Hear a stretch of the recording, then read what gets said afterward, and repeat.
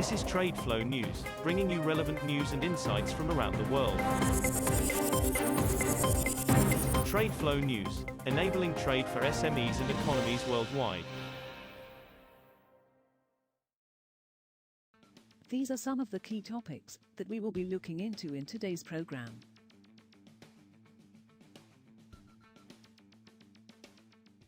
First, let's take a look at the overnight headlines which are impacting the commodity markets. Oil prices steadied on Wednesday, as geopolitical tensions following an attack on an oil tanker off the coast of Oman were offset by concerns over rising COVID-19 cases in China capped gains. Brent crude futures gained 12 cents, or 0.1%, to $93.98 a barrel by 12:27 GMT, and U.S. West Texas Intermediate, WTI, crude futures eased 21 cents, or 0.2%, to $86.71 a barrel. Both benchmarks rose sharply after a tanker was hit off the coast of Oman on Tuesday, sustaining minor damage, highlighting the geopolitical risks in the world's busiest routes for oil shipments. Indian refiners are wary of buying Russia crude oil loading after December 5 when European Union sanctions take effect, pending clarity on the proposed G7 price cap mechanism, according to sources familiar with the refiners' crude purchase plans. Chinese refiners have already begun slowing down Russian oil imports from next month. The Asian giants, who are two of the world's top 3 importers, had become Russia's biggest customers after the West shunned Russian oil after the outbreak of war in Ukraine. Moving on to the top news in the energy sector. Energy companies' use of derivatives poses a wider financial risk, the European Central Bank said on Wednesday, cautioning that those firms could encounter further difficulties if prices rose again. Energy providers are known for buying and selling oil, gas and electricity, but they are also big traders of derivatives, such as an option to buy or sell gas at a fixed price in the future, activity that has exacerbated the energy crisis. Regulators and policymakers have been examining whether companies' use of such complex instruments, largely unregulated, threatens financial stability. The ECB, a guardian of stability, concluded that while there was no immediate danger, it posed a risk.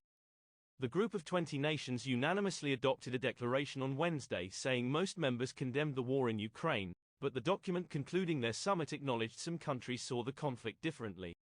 The leaders of the world's biggest economies also agreed to pace interest rate rises carefully to avoid spillovers and warned of increased volatility in currency moves. But it was the Ukraine conflict, which started with a Russian invasion in February, that dominated the 2-day summit on the Indonesian island of Bali. Next, we have the top news in metal markets. Indonesia has proposed in talks with Canada establishing an OPEC-like organization for nickel-producing countries, the Southeast Asian nation's investment ministry said in a statement on Wednesday. Indonesia and Canada are the first and 6th biggest nickel producers in the world, respectively.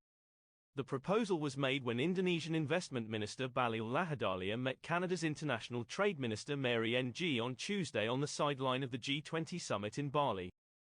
The minister raised the prospect of trying to coordinate and integrate nickel policy, like the OPEC, the group of 13 oil-producing nations that often determine global output, the statement said.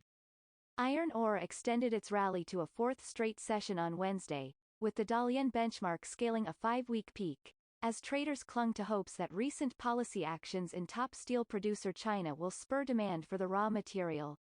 Steel futures and other steel-making inputs in China also advanced as overall sentiment remained upbeat despite data showing that new home prices fell at their fastest pace since 2015 in October. The most traded January iron ore on China's Dalian Commodity Exchange ended daytime trade 2.2% higher at 734 yuan, $103.74, a ton. It stretched gains during afternoon trade to hit 741 yuan, its highest since October 11. We will now look at the top news in the agricultural. Prices for agricultural commodities like coffee, feed grains and oilseeds could dip next year as many major economies enter recession, but they will remain high in historic terms, Rabobank said in a report on Wednesday. The bank said consumers face a darkening macroeconomic picture, with energy shortages, geopolitical danger and ongoing shortages of some key commodities like wheat boding ill for global food security.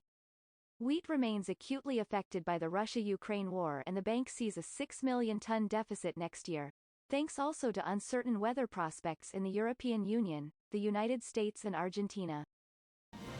That is all for today's news on commodity markets. Stay tuned to TradeFlow News as we continue to provide you with more updates.